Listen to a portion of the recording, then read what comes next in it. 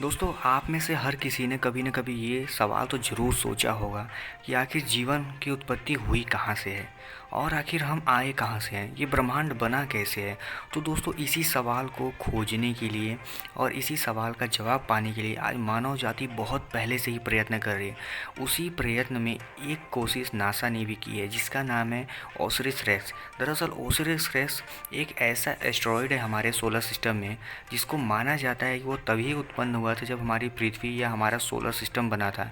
क्योंकि दोस्तों, उसकी रचना और उसकी मिनरल्स की जो मैप है वो कुछ ऐसी ही है कि वो बहुत ज़्यादा सिमिलरिटी शो करती है एंशिएंट प्लैनेट से।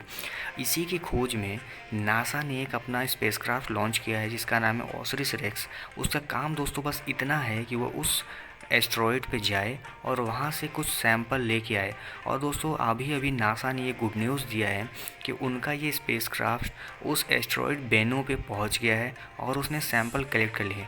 और जानने वाली बात यह है दोस्तों कि ये काम इतना आसान नहीं था, क्योंकि एस्ट्रॉयड जो है वो बहुत छोटे साइज़ का है, लगभग 3 मंजिला बिल्डिंग के साइज़ का। तो आप समझ सकते हैं कि उसकी स्पीड कितनी होती होगी हमारे सोलर सिस्टम में। तो नासा की जो प्लान के मुताबिक नासा ने अपने रोबोट को ऐसे ही डिज़ाइन किया था कि वो टच एंड गो के सिद्धांत पे काम करे, यानी कि उसके सतह को छुए और फिर सैंपल कलेक्ट करे या तुरंत वहाँ से निकल ले। तो दोस्तों, इस कंडीशन में नासा को काफ़ी नुकसान भी झेलना पड़ा है, क्योंकि उसकी शुरुआती कोशिश जो थी वो नाकाम ही रही है, लेकिन उन्होंने फ़िलहाल कर लिया है। अब दोस्तों, यहाँ जो एरिज़ोना यूनिवर्सिटी के साइंटिस्ट हैं उनका कहना ये था कि नासा ने करीब करीब 2 किलो सैंपल इकट्ठा किए हैं उस एस्ट्रॉयड के, लेकिन हमारी ज़रूरत सिर्फ 60 ग्राम ही थी।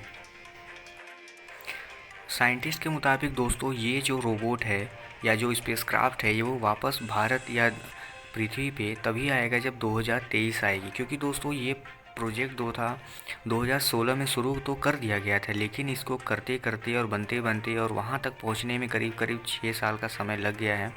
और इससे पहले से ही वो स्टार्ट था।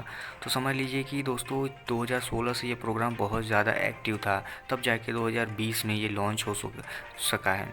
अब दोस्तों, इसको फिर से वापस आते आते लगभग 2023 का समय लग जाएगा और तब हमें वो सैंपल मिलेगा। तो दोस्तों, साइंटिस्टों का मानना यह है कि अभी उनके सामने बहुत काम है, क्योंकि वो सैंपल सुरक्षित फिर ज़मीन पे आए और हम उसको जांच कर सके। इसमें एक लंबा प्रोसेस लगेगा।